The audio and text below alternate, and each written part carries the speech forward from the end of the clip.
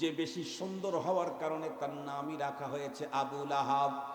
ওই লোকটার জন্ম পৃথিবীর সবচাইতে অন্যতম জায়গায় মক্কাতুল মুকাররমায়, যে মক্কা শহরের ভিতরে খানায়ে কাবা, যে মক্কাতুল মুকাররমার ভিতরে মাকামে ইব্রাহিম, যে মক্কাতুল মুকাররমার ভিতরে মাতাফ, যে মক্কাতুল মুকাররমার ভিতরে সাফা এবং মারওয়া, যে মক্কাতুল মুকাররমার ভিতরে মিনা মুজদালিফা, যে মক্কাতুল মুকাররমার ভিতরে আরাফা, যে মক্কাতুল মুকাররমার ভিতরে জাবালে নূর, জাবালুর রাহমা, এত উন্নত এত দামি দামি এরিয়ার মাঝখানে জন্ম নিল আবু লাহাব।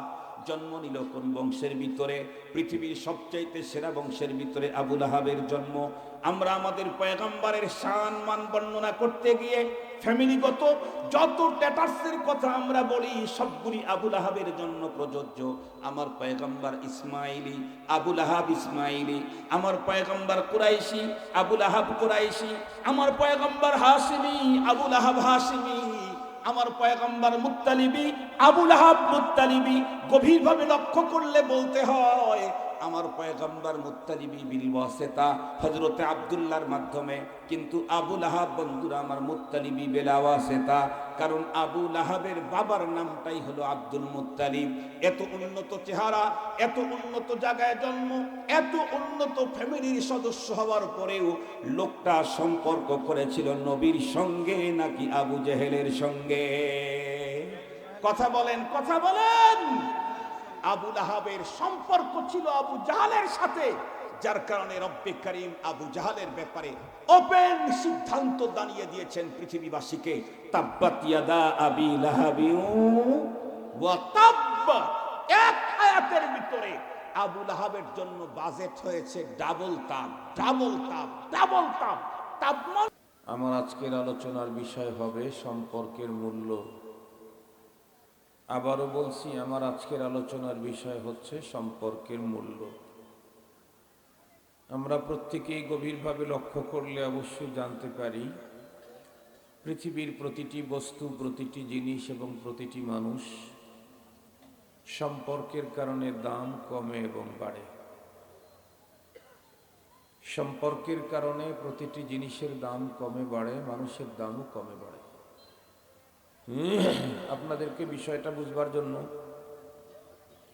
আজকের এই মাহফিলের একটা হ্যান্ডবেল আমি আমার হাতে নিলাম। হ্যান্ডবেলটাকে আমি ভাঁজ করেছি, এখানে ডাবল পেজ দুইটা করেছি। এই হ্যান্ডবেলটাকে আমি ভাঁজ করলাম, মাঝখানে এখন যদি ছিঁড়ে ফেলি, এরপরে একটা কাগজের উপরে কোরআনে পাকের আয়াত যদি লিখে দেই, আর একটা কাগজের উপরে যদি উলঙ্গ কোনো নারীর ছবি এঁকে দেই, বলুন তো দেখি এখন কি দুই কাগজের একই মূল্য থাকবে? কাগজ কিন্তু একটাই, আমি ছিঁড়ে দুই টুকরা করলাম। দুই টুকরা করার পরে একটার উপরে লিখেছি কোরআনে পাকের আয়াত, আর একটার উপরে এঁকেছি উলঙ্গ মানুষের ছবি। যেই কাগজটার সম্পর্ক হয়েছে আল্লাহর কোরআনের সাথে, যেখানে অঙ্কিত হয়েছে কোরআনে পাকের আয়াত, এই কাগজের টুকরা যদি কেউ জমিনে পড়া দেখে, সে যদি মুমিন হয়ে থাকে, নামাজি হোক আর নাই হোক, সে এই কাগজ জমিনে পড়া দেখলেই সে চমকে উঠবে। খুব দ্রুত গতিতে কাগজকে জমিনের ময়লা থেকে উদ্ধার করবে।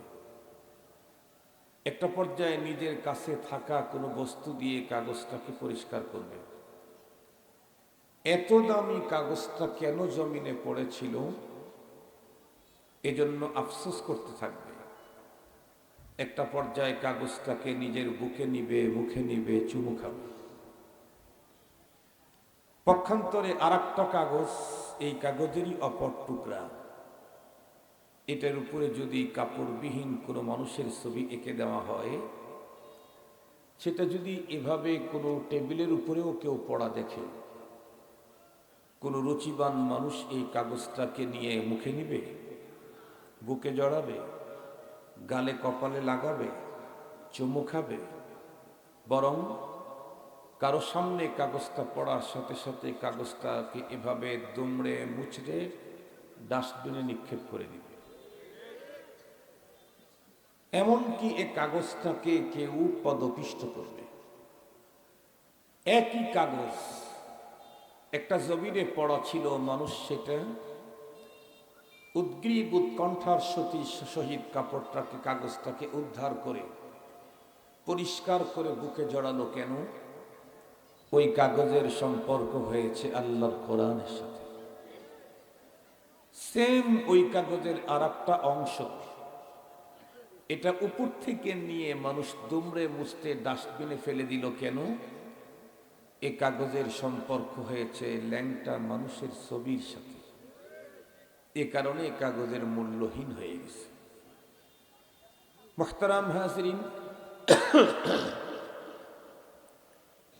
এভাবেই প্রতিটি বস্তু, প্রতিটি জিনিস, প্রতিটি মানুষ সম্পর্কের কারণে তার দাম কমে এবং বাড়ে। আমরা আমাদের দেশে লক্ষ্য করেছি,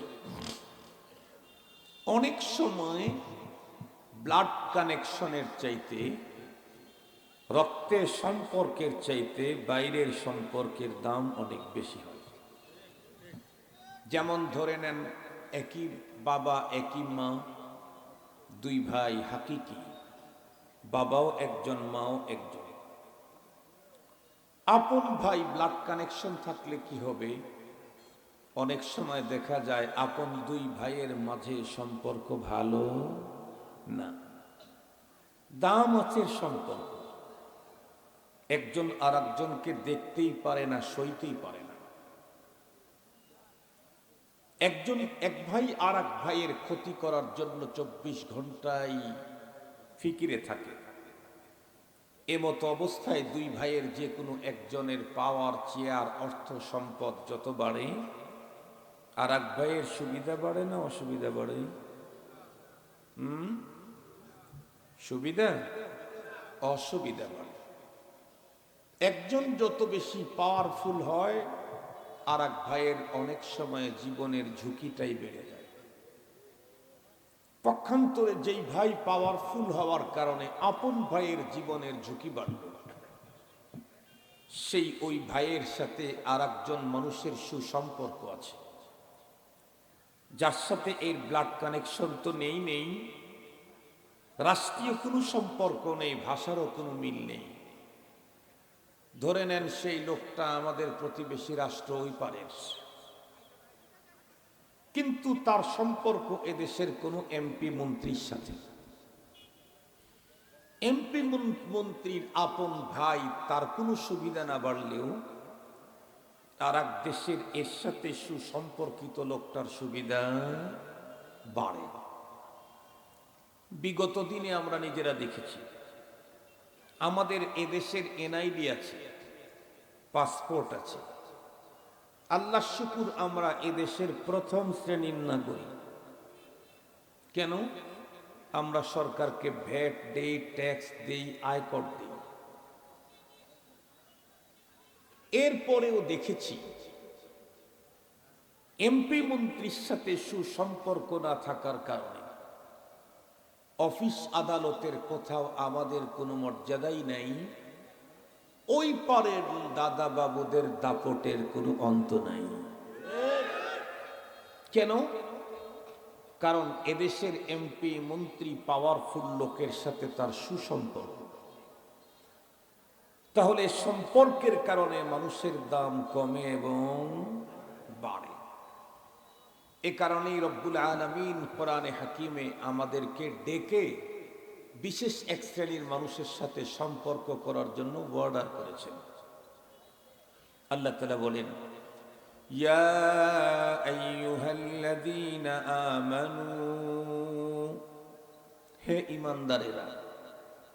তার মানে এ পৃথিবীর যত মানুষ বলবে আমি মুমিন, রব্বুল আলামিন তাকেই ডাকছেন। রব্বুল আলামিন তাকেই ডাকছেন। ইয়া আইয়ুহাল্লাযীনা আমানু, হে ঈমানদারেরা। ইত্তাকুল্লাহ, তাকওয়া অর্জন করো, তাকওয়া। প্রশ্ন হলো তাকওয়া অর্জন করলে কি হবে ইয়া আল্লাহ? আল্লাহ পাক কোরআনের অন্য আয়াতে বলেন, ইন আউলিয়াউহু ইল্লাল মুত্তাকুন।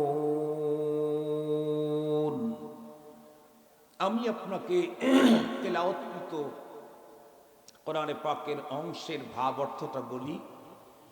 আল্লাহ বলেন, আমরা তো এখন আল্লাহর বান্দা, আমরা যদি তাকওয়া নামক মহাগুণ কেউ অর্জন করতে পারি তাহলে তখন আল্লাহর বন্ধু হয়ে যাব।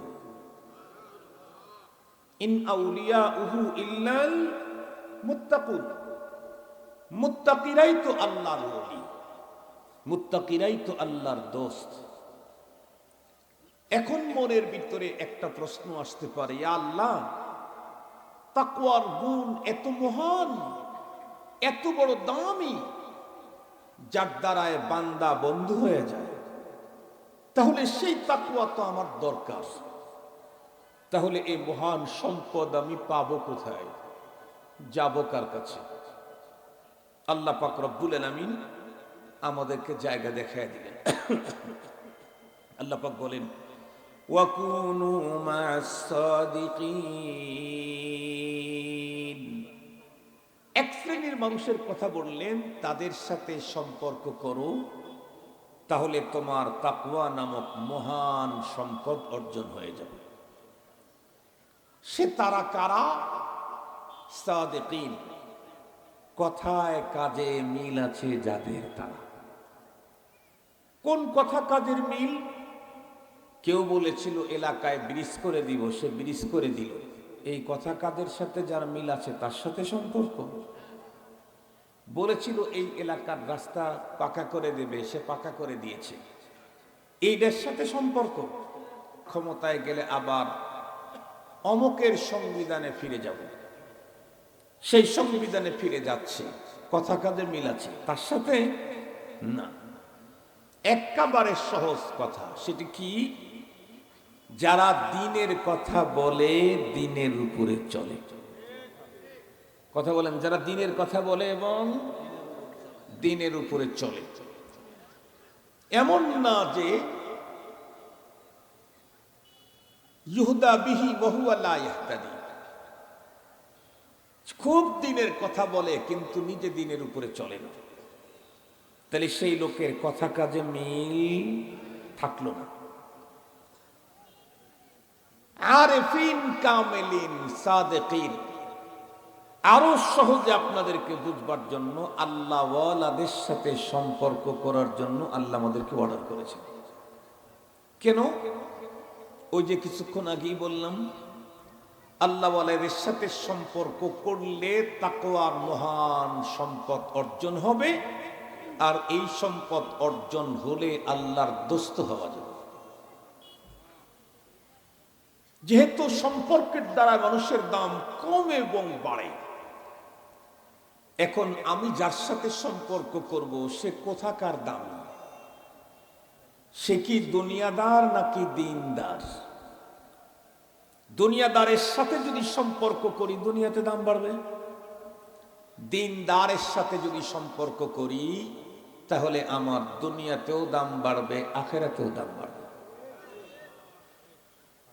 দুনিয়ার চেয়ার পাওয়ার অর্থ সম্পদ যাদের আছে তাদের সাথে যদি সম্পর্ক গড়ি তাহলে অবশ্যই দুনিয়াতে আমার দাপট বাড়বে। কিন্তু কতদিন? যার সাথে সম্পর্ক গড়েছি তার পাওয়ার যতদিন আমার পাওয়ার ততদিন। যার সাথে সম্পর্ক গড়েছি উনি যদি উড়াল মেরে ভেঙে যায় তাহলে আমি নিজ দিয়া যাইতে বেডশিটও কপালে নসিব হয় না, কলা পাতা বিছায়া রাত কাটাতে হয়। বাংলাদেশের টাটকা খবর, তাই না? 2-1 বছর আগের খবর তো অন্য। যারা সম্পর্ক রেখেছিল বিগত সময়ের পাওয়ারফুলদের সাথে, ভুল করলো মাত্র একজন, সারা বাংলাদেশে আর কোনো জনকেই খুঁজে পাওয়া যাচ্ছে না। ভুল করছে কয়জন? একজন। সম্পর্কের কারণে কি অবস্থা দেখেন। যারা ওই দল করত কিন্তু অত বেশি সম্পর্ক রাখে নাই, মানুষের উপরে জুলুম আর ভাব দেখায় নাই, তারা অনেকেই কিছু নিজ এলাকাতে এখনো আছে, কোনো সমস্যা হয়নি। কিন্তু যারা অতিরিক্ত ভাব দেখাইত, এমন তো কথা বলতো, দেশ স্বাধীন করেছি আমরা, চুরি বাটপাড়ি লম্পটি হাইজাক যা করার আমরা করব, তোমরা বলার কি। সেই লোকগুলাকে কেউ ধাওয়াও দিতে হয় নাই, হাওয়া হয়ে গেছে। ধাওয়া দিতে হয়েছে কি, নিজে নিজেই হাওয়া হয়ে গেছে। তাহলে আপনি এখন সিদ্ধান্ত নেন, আপনি আপনার মর্যাদা পাওয়ার যদি বাড়াইতে চান, কতদিনের পাওয়ার চান? যদি বলেন দুনিয়ার ক্ষণস্থায়ী জীবনে কিছুদিন আমার পাওয়ার দরকার, তাহলে দুনিয়াদারের সাথে সম্পর্ক করেন। আর যদি বলেন না, দুনিয়াতে যেমন হোক তেমন হোক, আমার পরপারে পাওয়ার দরকার, তাহলে আপনাকে সম্পর্ক করতে হবে দিনদারের সাথে। কেন? দিনদারের পাওয়ার কখনো কমে না। দিনদারের পাওয়ার দিন যত গড়তে থাকে, পাওয়ার তত বাড়তে থাকে। জ্বলন্ত প্রমাণ, একেবারে অতীত নিকটের একজন কিংবদন্তি আলেমে দ্বীন শেখুল ইসলাম আল্লামা আহমদ শফি রহমতুল্লাহ আলাইহির জীবনটা দেখলেই আমরা বুঝতে পারি। শেখুল ইসলাম যখন নওজোয়ান টাটকা আলেম ছিলেন, তখন শুধু চট্টলার লোকেরা তারে চিনত, তাকে মহব্বত করত। যখনই দিন যত গড়তেছিল, তার ফোকাস আর পরিচিতি ততই বাড়তেছিল। একটা পর্যায়ে পুরা বাংলাদেশের কওমি অঙ্গনের ওলামা তলাবা তাকে চিনে ফেলল। একেবারে বার্ধক্য অবস্থায় যখন নিজের পায়ের উপরে ভর করে চলার যোগ্যতা হারিয়ে গেল, হেফাজতে ইসলাম নামক আধ্যাত্মিক সংগঠনের দায়িত্ব নিজের কাঁধে নিয়ে বুড়ো মানুষটা যখন চট্টগ্রাম থেকে শাপলা পর্যন্ত আসার জন্য রওনা করলো, এক রাত একদিনেই তামাম দুনিয়াতে আল্লাহ তার ফোকাস ঘটায় দিল। এক রাত্রে সারা দুনিয়া তারে চিনে ফেলল। মুহতারাম হাজিরিন, শুধু কি তাই?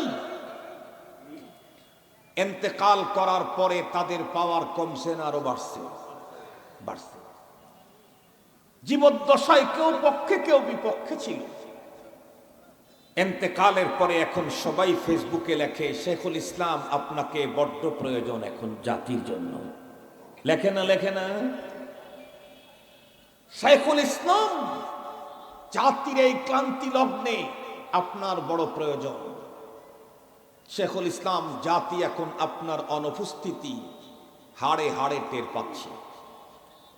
শুধু তাই নয়, আরেকজন মানুষের কথা বললে আরো স্পষ্ট হবে। হযরতে শাহজালাল ইয়ামানি রহমতুল্লাহ আলাইহি বেঁচে আছেন না মারা গেছেন? কতদিন আগে আপনারা কেউ দেখেছেন ওনারে? আমি দেখিনি। কিন্তু বলুন, বাংলাদেশের মুসলিম যদি হয়ে থাকে, কোন ঘরানার কোন রাজনীতির সেটা বড় কথা না। মুসলিম হয়ে থাকলেই শাহজালালকে দেখুক আর না দেখুক, তাদের অন্তরে শাহজালালের রাজত্ব আছে না নাই? বিগত সময় আমরা নিজেরাই চোখ দিয়ে দেখেছি, বাংলাদেশের সবচাইতে বড় রাজনৈতিক দলের প্রধান নেতারা জাতীয় সংসদের নির্বাচনের আগে রাজধানী শহর ছেড়ে সুদূর সিলেটে শাহজালালের মাজারে দোয়ার মাধ্যমে নির্বাচনী কার্যক্রম শুরু করেছে। কি বোঝা গেল? এই লোকগুলি মৃত্যুর পরেও তাদের মর্যাদা পাওয়ার কমতেছে না আরো বাড়তেছে। শুধু কি তাই না, পরপারে আল্লাহর আদালত যখন শুরু হবে, তখন এদের পাওয়ার কি পরিমাণে বাড়বে। এই প্রসঙ্গ আল্লাহ পাক তার রাসূলকে স্পষ্ট জানায় দিয়েছেন।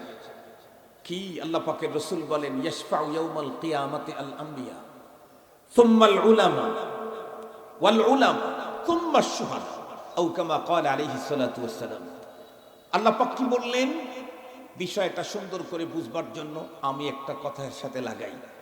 আজকে বাংলাদেশের আদালতে আমি আব্দুল বাসেত খানের কোনো ভ্যালু নেই, আমার কোনো মর্যাদা নেই, আমার কথার কোনো দাম নেই।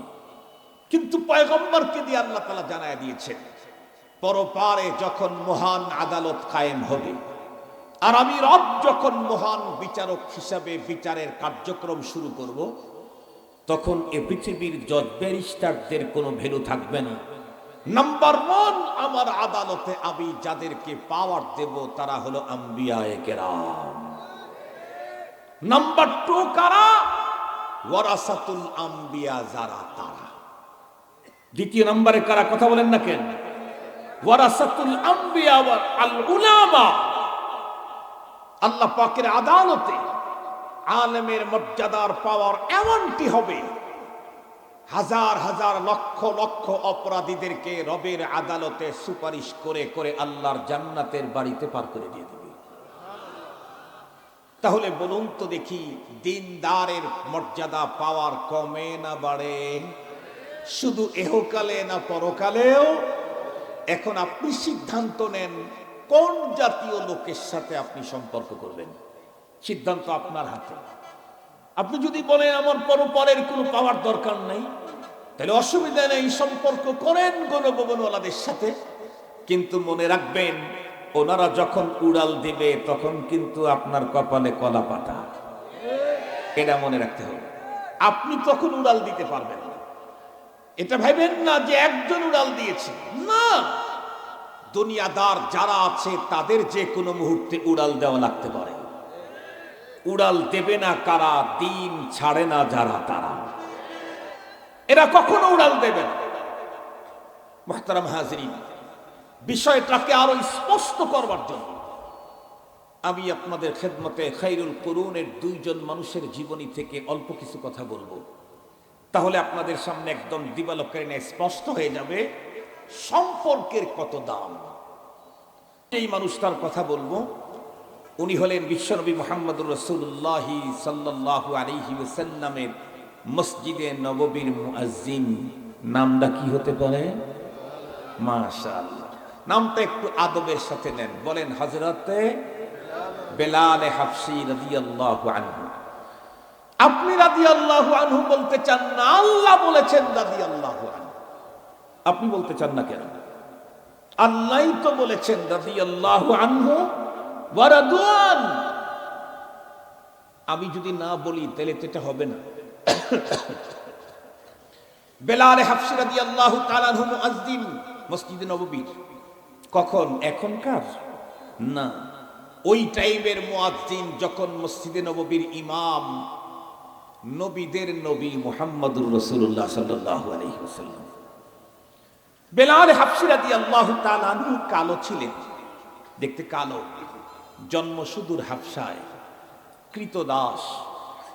আজান দেওয়ার সময় শব্দর উচ্চারণটা অনেক বেশি সুন্দর হতো না, ঠোঁট দুটি একটু মোটাই ছিল।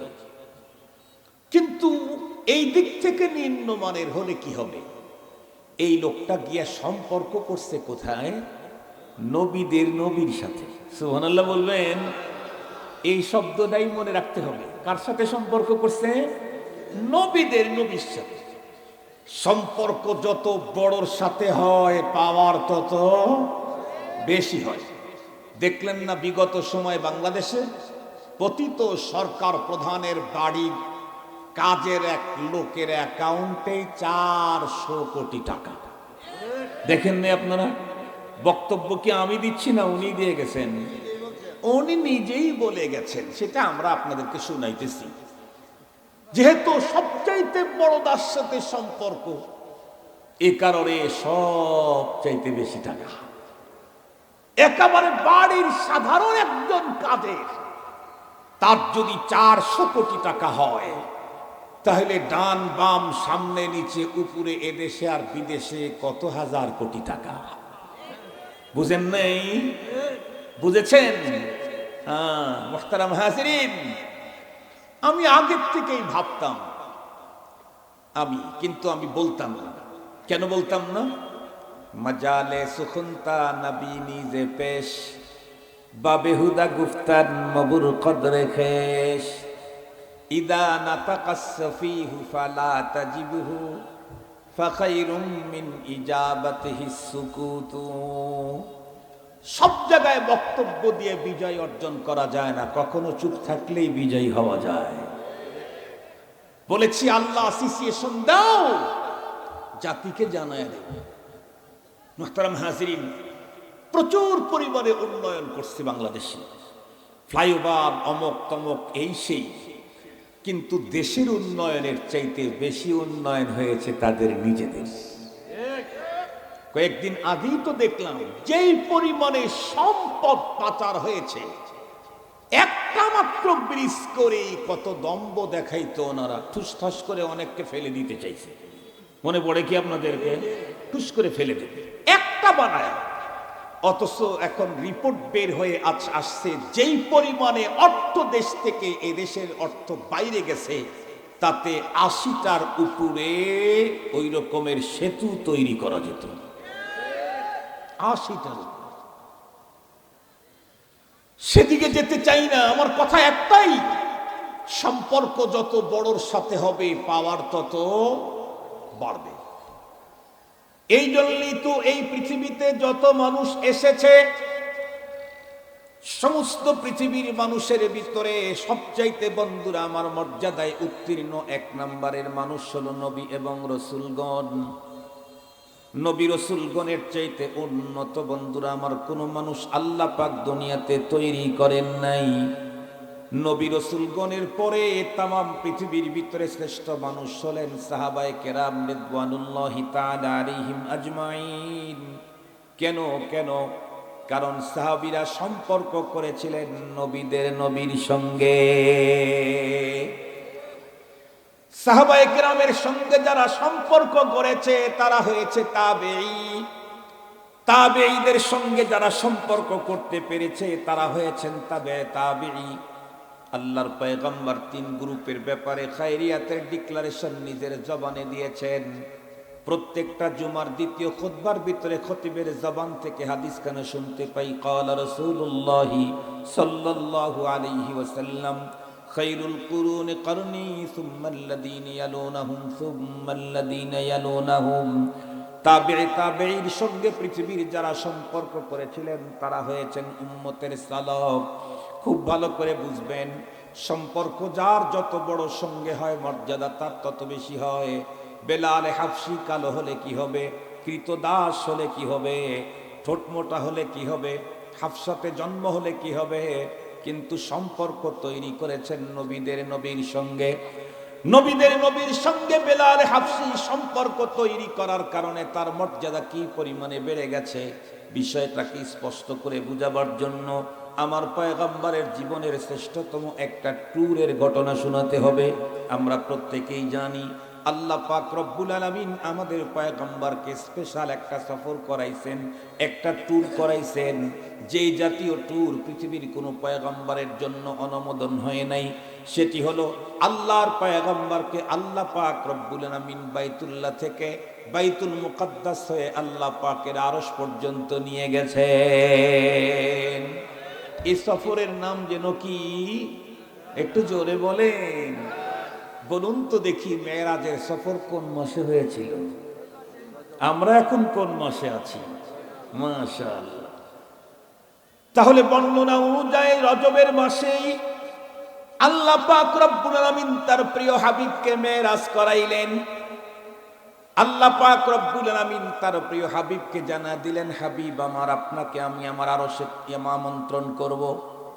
বলুন তো দেখি, যখন থেকে পয়গম্বর জানতে পারলেন আল্লাহর আরশে তার আমন্ত্রণ যাওয়া হবে, তখন থেকে পয়গম্বরের অন্তরের অবস্থা কি হতে পারে সহজে বুঝবার জন্য একটা মিসাল দেই। এই পুরা হাউজের ভিতরে কোনো একজন মানুষ যদি এমন থাকেন যেই লোকের দিলের ভিতরে তামান্না হলো মদিনাতুল মুনাওয়ারায় যাওয়া, কিন্তু বাহ্যিকভাবে মদিনায় যাওয়ার মতো কোনো সুযোগ আপনার নাই, এমতো অবস্থায় হঠাৎ করে কেউ যদি এসে আপনাকে অফার দেয় যে ভাই আগামী সোমবারের দিন আপনি রেডি থাকবেন, আপনাকে ডাইরেক্ট মদিনায় নিয়ে যাওয়া হবে, কোনো টাকা লাগবে না, ওই লোক তখন কি পরিমাণে আনন্দিত হবে। এখন থেকে সোমবার আসার আগ পর্যন্ত রাত্রে কিন্তু তার ঘুম হবে না। শয়নে স্বপনে নয়নে শুধুমাত্র মদিনা মদিনা মদিনা, কল্পনার জগতের ভিতরে বন্ধুরা আমার সে দৌড়াইতে থাকবে।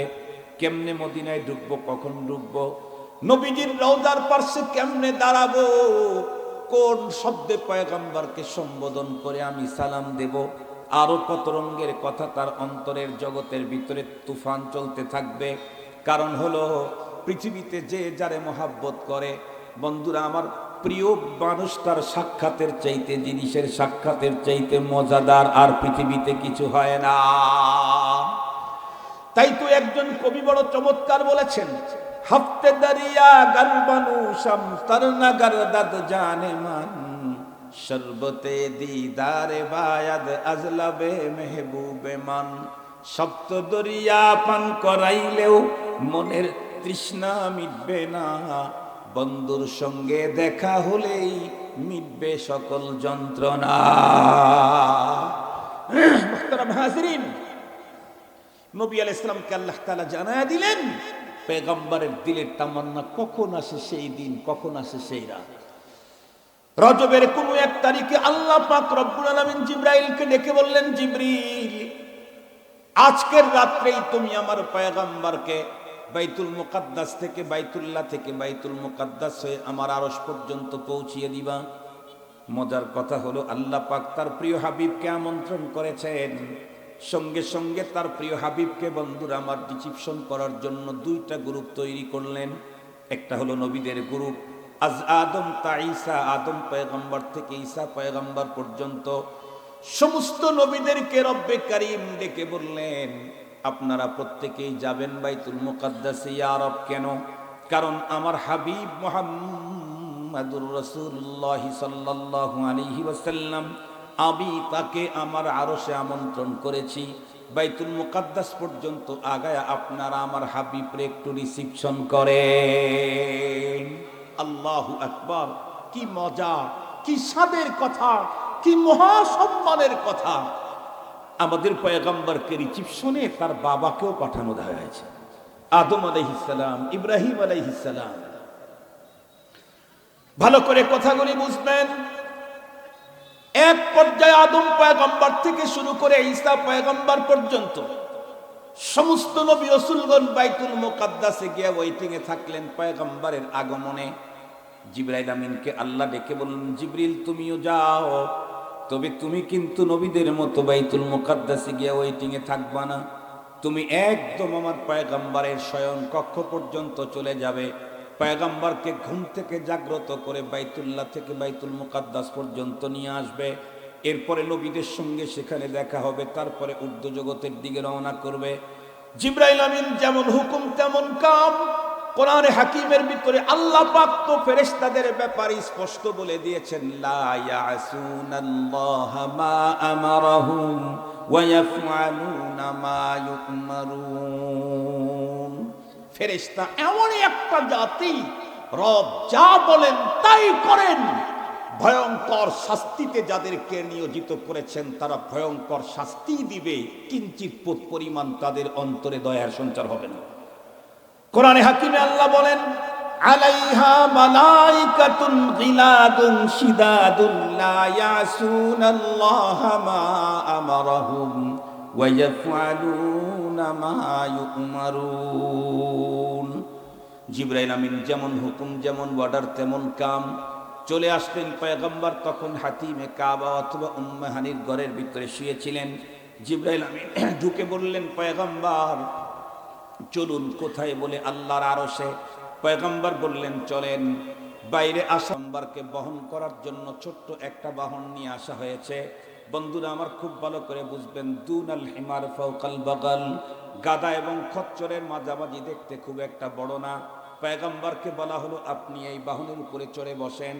পয়গম্বর বিসমিল্লাহ বলে বাহনের উপরে চড়ে বসলে বাহন যখন চলা শুরু করলো, দেখতে ছোট মনে হলে কি হবে, কিন্তু গতি পাওয়ার বর্ণনাতীত।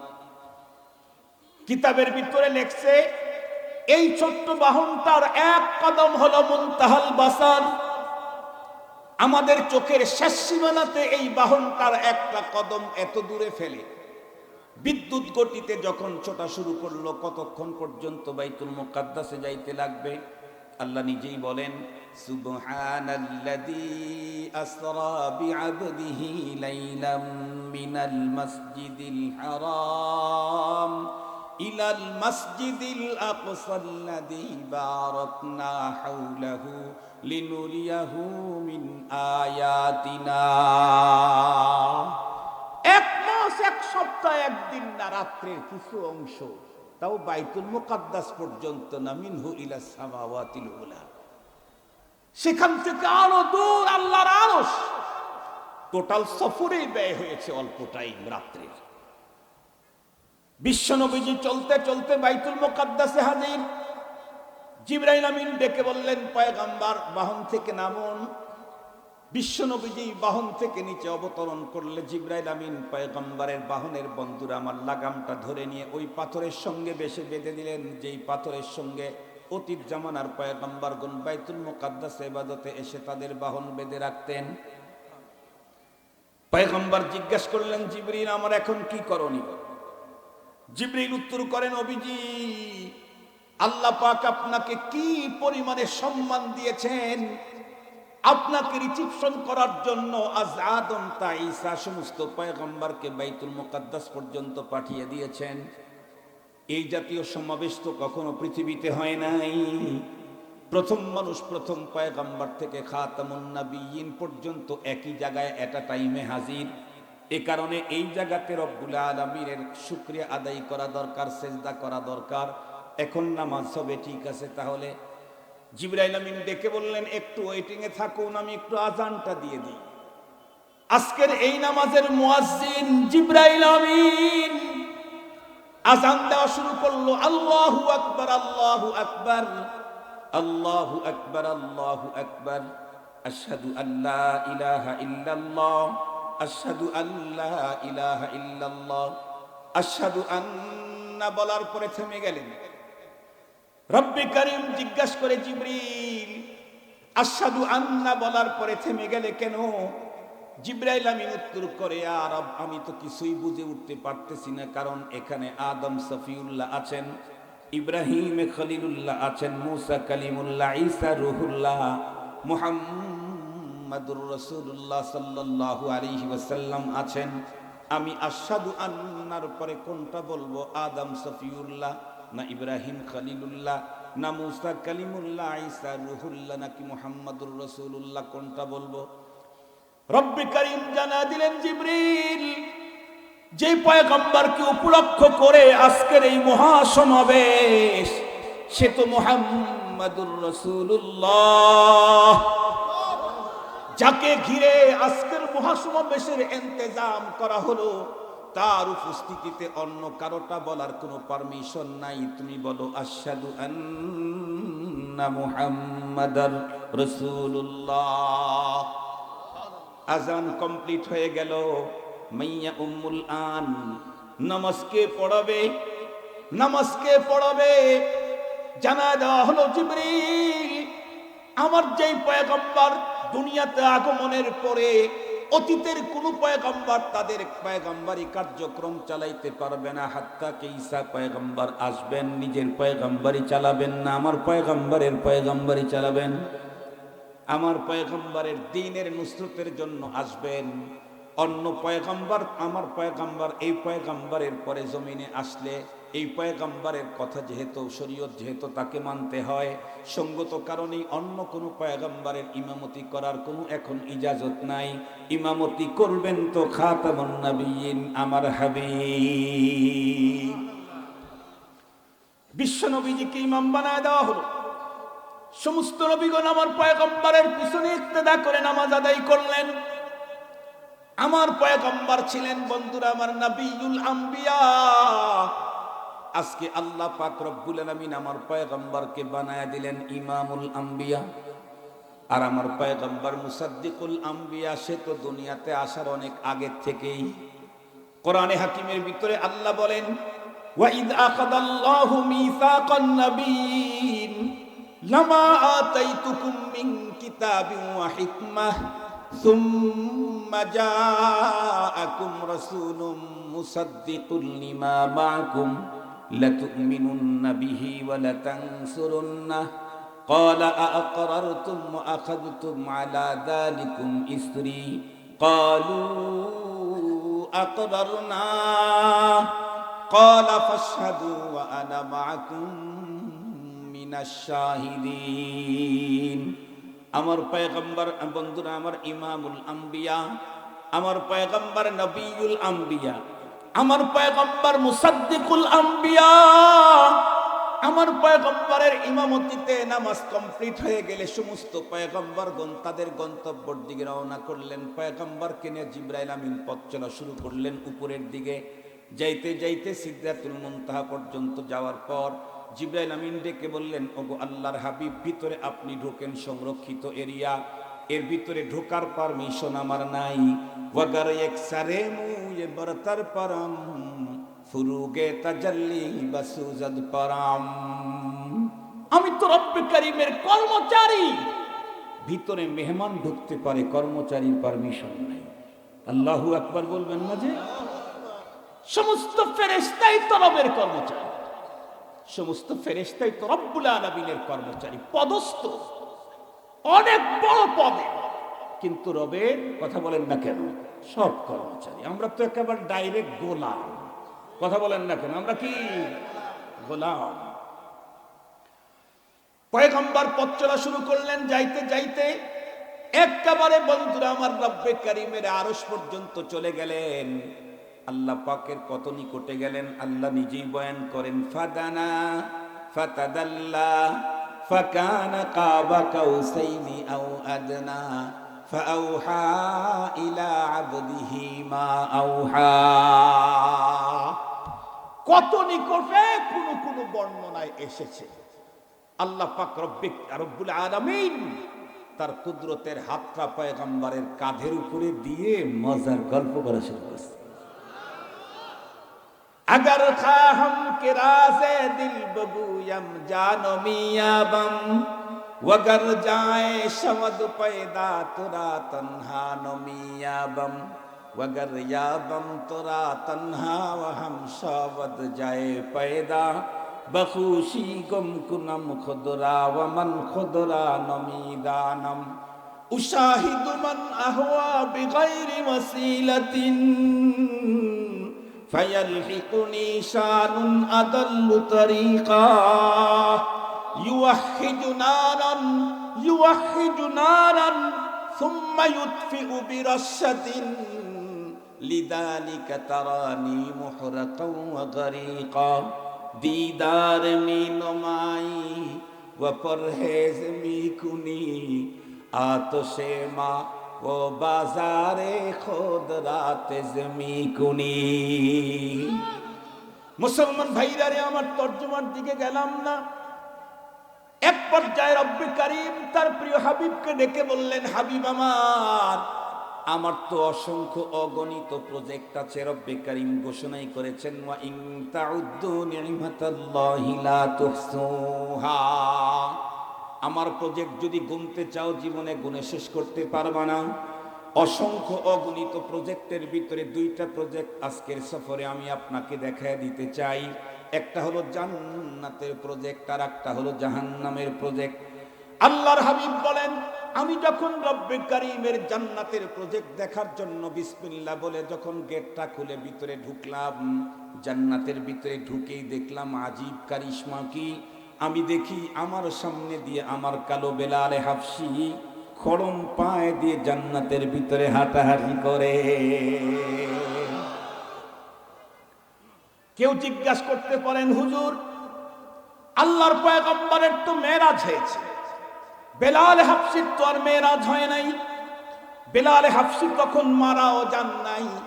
বেলাল হাফসি তখন মদিনাতুল মুনাওয়ারাতে ছিলেন। জান্নাতে পয়গম্বর কেমনে দেখলেন? তাহলে আমি বলবো, এই প্রশ্নের উত্তর আমি আব্দুল বাসেতের কাছে জিজ্ঞাসা করা দরকার নাই, আমার ফোনই উত্তর দেবে।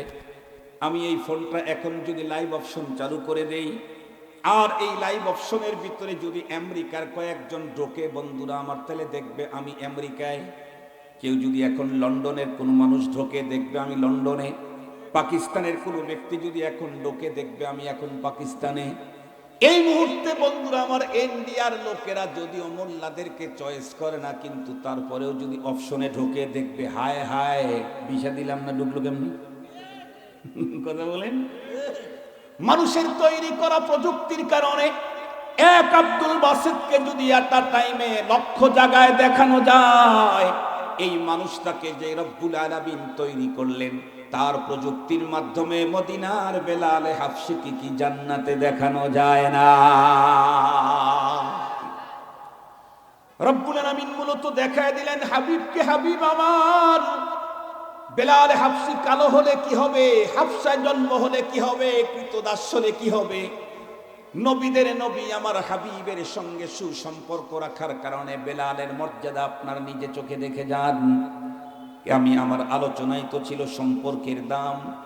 বেলালে হাফসি নবীদের নবীর সঙ্গে সম্পর্ক করার কারণে বেলালের মর্যাদা কেমন আল্লাহ পাক রব্বুল আলামিন তার হাবিবকে জীবদ্দশায় দেখায় দিলেন। পক্ষান্তরে ওই যুগেরই আরো একজন মানুষ, তার নাম বন্ধুরা আমার আবুল আহাব। লোকটার বর্ণনা একদম বেলালে হাফসির চাইতে একদম ব্যতিক্রম, উল্টা বরাজ। আমাদের বন্ধুরা আমার বেলালে হাফসি রাদিয়াল্লাহু তাআলা আনহু ছিলেন কালো, কিন্তু ওই যে বেশি সুন্দর হওয়ার কারণে তার নামই রাখা হয়েছে আবুল আহাব। ওই লোকটার জন্ম পৃথিবীর সবচাইতে অন্যতম জায়গায় মক্কাতুল মুকাররমায়, যে মক্কা শহরের ভিতরে খানায়ে কাবা, যে মক্কাতুল মুকাররমার ভিতরে মাকামে ইব্রাহিম, যে মক্কাতুল মুকাররমার ভিতরে মাতাফ, যে মক্কাতুল মুকাররমার ভিতরে সাফা এবং মারওয়া, যে মক্কাতুল মুকাররমার ভিতরে মিনা মুজদালিফা, যে মক্কাতুল মুকাররমার ভিতরে আরাফা, যে মক্কাতুল মুকাররমার ভিতরে জাবালে নূর, জাবালুর রাহমা। এত উন্নত, এত দামি দামি এরিয়ার মাঝখানে জন্ম নিল আবুল আহাব। জন্ম নিল কোন বংশের ভিতরে? পৃথিবীর সবচাইতে সেরা বংশের ভিতরে আবুল আহাবের জন্ম। আমরা আমাদের পয়গম্বরের শান মান বর্ণনা করতে গিয়ে ফ্যামিলিগত যত স্ট্যাটাসের কথা আমরা বলি সবগুলি আবুল আহাবের জন্য প্রযোজ্য। আমার পয়গম্বর ইসমাইলি, আবুল আহাব ইসমাইলি।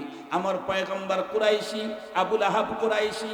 আমার পয়গম্বর হাশিমি, আবুল আহাব হাশিমি। আমার পয়গম্বর মুত্তালিবি, আবুল আহাব মুত্তালিবি।